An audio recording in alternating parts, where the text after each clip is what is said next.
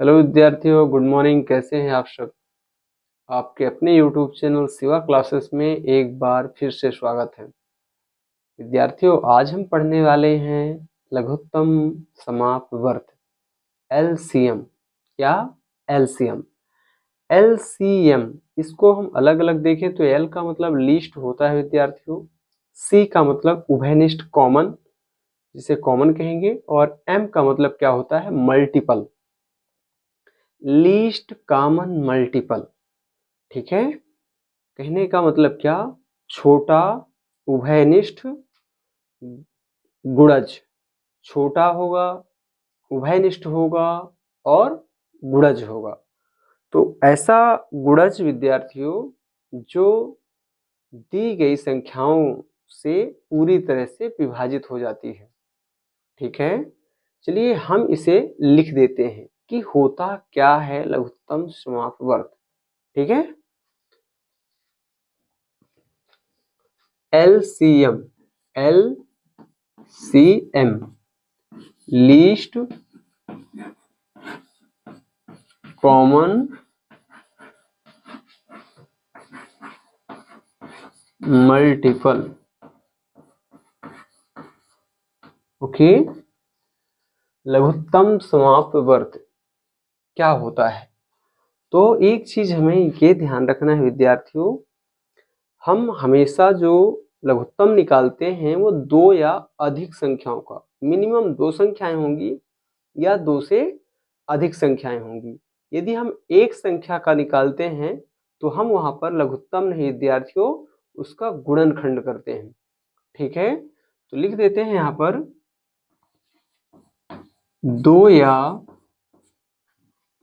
दो से, दो या दो से अधिक संख्याओं का, दो या दो से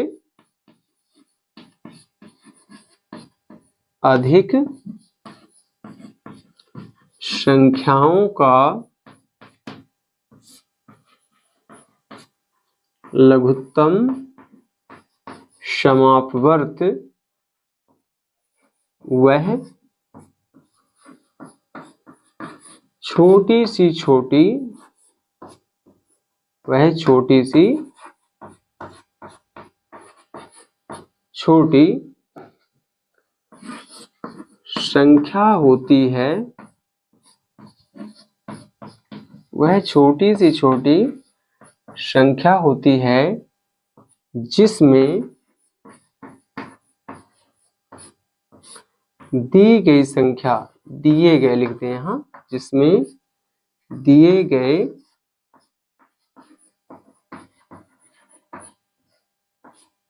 संख्या का भाग क्या होता है? पूरा पूरा चला जाता है। ये तो हो जाएगी विद्यार्थियों इसकी परिभाषा, पूरा पूरा लग जाए या चला जाता है। ठीक है, ये हमें समझ लेना है, ये इसकी क्या है? परिभाषा। और इस परिभाषा को मैं क्या करता हूं, एक उदाहरण से समझाने का प्रयास करता हूं विद्यार्थियों। ठीक है, हम यहाँ पर दो संख्याएं ले लेते हैं, छोटी छोटी संख्याओं को लेकर के हम समझे विद्यार्थियों। तो हमने 16 ले लिया और दूसरी संख्या ले लिया 18। 16 और 18 ये हमारी दो संख्याएं हैं जिनका हम क्या निकालेंगे? लघुत्तम समापवर्त। तो हम इसको दो विधियों से करते हैं, एक होता है गुणनखंड विधि और दूसरा होता है भाग विधि। ठीक है, सबसे पहले हम इसका क्या कर लें? भाग विधि से कर लें, जो सरल भी पड़ता है, आप लोगों को बताऊं मैं। तो 16 और 18 इस तरह से हम इसको रख लेते हैं विद्यार्थियों, और हम इसमें लगाते हैं भाग। क्या? भाग। अब भाग हम देखें विद्यार्थियों तो ये सम संख्याएं हैं। क्या है? सम। चूंकि इकाई में 6 है, 8 है। सम की परिभाषा क्या हमने सीखा है? यदि इकाई में 0, 2, 4, 6, 8 हो तो कितनी भी बड़ी संख्या हो, इकाई देख लेना है, 0, 2, 4, 6, 8 होगी तो संख्याएं क्या होंगी? सम होंगी। ओके, तो हम यहाँ पे जब भी संख्या देखें सम तो लगाएंगे भाग किसका? सदैव 2 का। तो 2 का भाग लगाएंगे तो कितनी बार जाएगा, 8 बार, और 18 में देंगे विद्यार्थियों तो 2 नम 18, इस तरह से। अब हमें यहाँ क्या दिख रहा है, 8, और यहाँ दिख रहा है 9। चाहे तो हमारा लघुत्तम यहीं पर कंप्लीट हो जाए यदि हम इन सब का गुणा कर लें, लेकिन हमारा ये है कि हम लास्ट में जब तक 1 नहीं आती नीचे तब तक हम विभाजन को करते जाते हैं। तो 2 चौके 8, और ये 9 नहीं कटेगा विद्यार्थियों 2 से, चूंकि 2 चौके 8, एक शेष बच जाएगा, तो 9 को हम नीचे उतार लेंगे और इसको सरल करें तो 2 दूनी 4, 9 उतर आएगा, फिर से 2, 1 कम 2, और यहाँ पे 9 को उतार देंगे। ठीक है, अभी 9 को काटें तो जानते हैं आप लोग 9 किसके पहाड़े में आता है, 3 के, तो 3 त्रिकाई 9 और 3 1 कम 3, इस प्रकार से इसे हम क्या करेंगे, विभाजित कर लेंगे। ठीक है, तो हमने क्या देखा, 2 2 2 ये यहाँ पे और 3 3, तो 4 बार 2 आया है विद्यार्थियों आपका भाज्य गुणनखंड, और 2 बार 3 आया है। इसे आप क्या करेंगे, लिख लेंगे। ठीक है, क्या करेंगे, लिख करके और इन्हीं का आपस में गुणा करा देंगे, जो कि हमारा क्या होगा, 16 और 18 का लघुत्तम समापवर्त। तो मैं लिख देता हूं यहां पर 16 और 18 का एलसीएम बराबर, जो ये हमारे अभाज्य गुणनखंड है इन्हीं का हमारा गुणनफल होगा। तो मैं उसे लिख देता हूं पूरा, 2 गुणे 2, 4 बार है तो 4 बार लिख दें, और 2 बार 3 है तो 2 बार 3 लिख दें, और इन्हीं का आपस में गुणा करा दें। तो 2 दूनी 4, दूनी 8, दूनी 16, तियां 48, और तियां तो 40 तियाई 120, और 8 त्रिक 24, तो कहने का मतलब कितना हो जाएगा, 144। ठीक है, इस तरह से हमारा आ जाएगा ये क्या, 16 और 18 का क्या, एलसीएम। चलिए अब हमारा जो परिभाषा कहता है विद्यार्थियों, उसे हम कर देते हैं प्रूव। ठीक है, तो हमारा परिभाषा ये कहता है कि लघुत्तम संख्या, लघुत्तम समापवर्त वह छोटी सी छोटी संख्या होती है, ठीक है, जो दी गई संख्या से, ये कहा गया है दिए गए संख्या से, तो ये दी गई संख्या है जिसका हमें लघुत्तम निकालना है। तो दी गई संख्या से ये जो निकल के आया है लघुत्तम, ये पूरी तरह से कट जाए, ये परिभाषा कहती है विद्यार्थियों। ये इतना कठिन नहीं है। ओके, 16 का पहाड़ा पढ़ेंगे तो 16 नहीं है 144, 18 का पढ़ें तो 8 बार में 18 अट्ठे 144। ठीक है, तो आप देख रहे हैं कि दी गई संख्या का भाग पूरा पूरा लघुत्तम समापवर्त में लग रहा है, लघुत्तम संख्या में लग रहा है। तो 16 और 18 का आपको जो लघुत्तम संख्या आया है, लघुत्तम समापवर्त आया है, समापवर्त आया है, वो 144 ही है, जो कि सही है, इस परिभाषा को जो सेटिस्फाइड कर रही है। दूसरा एग्जाम्पल ले विद्यार्थियों, एक छोटा सा एग्जाम्पल। ओके, ये हमने ले लिया क्या, 10, और दूसरा संख्या ले लिया हमने 20। ओके, 10 और 20 का छोटे छोटे एग्जाम्पल संख्याओं को लेकर के यदि हम किसी भी बड़ी से बड़ी परिभाषा को समझना चाहते हैं तो आसानी से समझ में आ जाती है। फिर हम उस कॉन्सेप्ट को बड़ी बड़ी संख्याओं में अप्लाई कर सकते हैं विद्यार्थियों। ठीक है, तो हम इसे भी करके देखें। तो 10 और ये हमने ले लिया 20, दोनों सम संख्याएं हैं, क्योंकि हम बता रहे हैं कि इकाई में 0 2 4 6 8 हो, तो है इकाई में 0, तो ये सम होगा। तो 2 पंचे 10, और यहाँ पे 2 1 कम 2 और 2 शून्यम 0।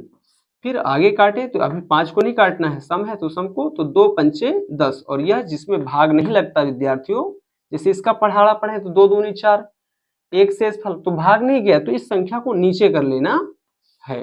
5 का तो 5 1 कम 5 यहाँ पे लग जाएगा। अब इन्हीं को हम लिख लेंगे यहाँ पे, तो 10 और 20 का LCM बराबर अभाज्य गुणनखंडों का गुणनफल। तो यहाँ पे लिख लें 2 गुणे 5, और कर दें इनका आपस में गुणा, तो 2 दूनी 4 पंचे 20। ठीक है, तो इस प्रकार से हमारा जो 10 और 20 का LCM आया वो कितना आ गया, 20 आ गया।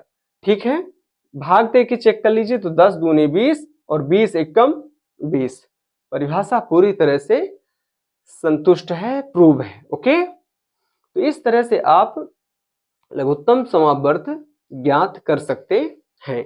इसकी एक और सरल परिभाषा हम बताएं विद्यार्थियों, यदि दी गई संख्या में बड़ी संख्या में छोटी संख्या का भाग पूरा पूरा चला जाता है, ठीक है, तो बड़ी संख्या ही क्या होती है, लघुत्तम समापवर्त होती है।